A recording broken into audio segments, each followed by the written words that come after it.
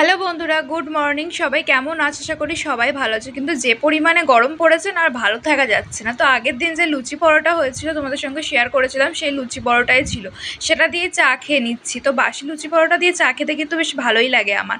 আর আজকেও পান্তা ভাত ছিল, মা আলু ভেজেছিল, তো পান্তা ভাত হচ্ছে খেয়ে নেবো। তো প্রত্যেক দিন মানে গরমেতে পান্তা ভাত খেতে খুব একটা খারাপ লাগছে না, ভালোই লাগছে, কিন্তু আবার প্রত্যেক দিন এক জিনিস খেতেও ভালো লাগে না, তাই না? তো যাই হোক, এখন হচ্ছে মাংসটা ম্যারিনেট করে নেবো। তো আগের দিন আর কি ভিডিওতে বলেছিলাম যে মাংসটা আর কি টাইম হয়নি বলে করতে পারিনি। তো আজকে হচ্ছে মাংসটা রান্না হবে। আর ফ্রিজে দই ছিল, তো মনেই ছিল না, তারপরে মা বলেছে দই আছে, তো দই দিয়েই আজকে ম্যারিনেটটা করে নেওয়া যাক। তো নুন, হলুদ, দই এইসব দিয়ে আর কি এখন ম্যারিনেটটা করে নেবো, দিয়ে তারপরে হচ্ছে রেখে দেবো। আর আজকে আর কী কী রান্না হচ্ছে চলো বলি। যেহেতু ঠাম্মা তো মাংস এসব খাবে না, আর মাও খুব একটা চিকেন খেতে পছন্দ করে না, তো সেই কারণে হচ্ছে এঁচোড় হবে। তো এঁচোড়টা সেদ্ধ করে নিয়েছে মনে হচ্ছে এদিকে। তো আর এঁচোড়ের যে আলুটা হবে সেই আলুটাও কিন্তু ভেজে দিয়েছে। আর এদিকে হচ্ছে এটা মাংসের আলু পেঁয়াজ, আর এদিকে হচ্ছে এটা আমের চাটনি করেছে। তো এই গরমে না আমার আমের চাটনি খেতে কিন্তু ভীষণই ভালো লাগে। আর এদিকে এটা হচ্ছে পাট শাক। পাট শাক আমার খুব একটা খেতে অতটাও ভালো লাগে না, তবু একটুখানি খাই মায়ের জোর করাতে। তো ওদিকে হচ্ছে এঁচোড়ের আর কি মশলাটা কষানো হচ্ছে, আর ওটা হচ্ছিল মাংসের মশলা। তো এখন হচ্ছে কিছু কাজকর্ম হয়তো আমি করছিলাম, তারপরে এইটুক করে একটুখানি ভিডিও করে নিয়েছি নিচে। আর এদিকে হচ্ছে মাংসটা রান্না হচ্ছে। তো মাংসটা প্রায় মনে হচ্ছে হয়েই এসেছে।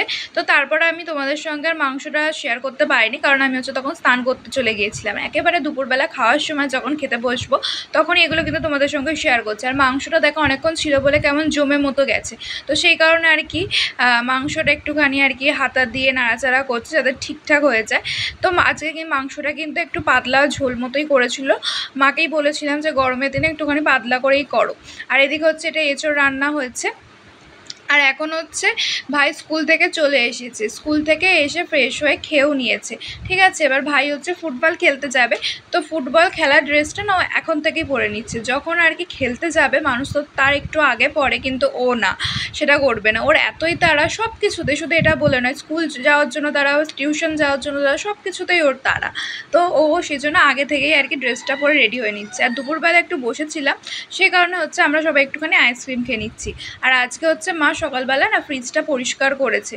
তো আমাদের এই ফ্রিজটা না অনেক দিন হলো, প্রায় 5-6 মাস হয়ে গেল ফ্রিজটা খারাপ হয়ে গেছে। একদিন ঝড় বৃষ্টি হচ্ছিল ভীষণ, আর একটা জোরে বাজ পড়েছিল বাড়ির সামনে। আর আমাদের ফ্রিজের সুইচটা অফ ছিল, কিন্তু ফ্রিজের যে মেন প্লাগটা না ওটা আর কি খোলা হয়নি।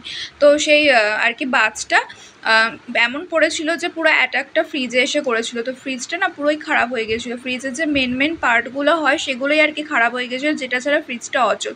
তো আজকে ফ্রিজটা সারাতে আসার কথা ছিল বলেই মা পুরো ফ্রিজটা সুন্দরভাবে পরিষ্কার করেছিল, কিন্তু সারাতে আর আসেনি। আর আমি হচ্ছে তখন পড়াতে যাচ্ছিলাম, তখনই আর কি তোমাদের বাইরের দৃশ্যটা শেয়ার করেছিলাম। আর আজকে এত পরিমাণে গরম পড়েছে, মানে শরীর একদমই ভালো লাগছে না। আর এখন হচ্ছে রাতের বেলা যে মাংস ছিল সেই মাংস আর রুটি খেয়ে নিচ্ছি। তো চলো আজকের ভিডিওটা এইটুকুই। সবাই ভালো থেকো, সুস্থ থেকো। আবার একটা অন্য ব্লগে দেখা হবে। আজকের মতো টাটা, গুড নাইট, বাই।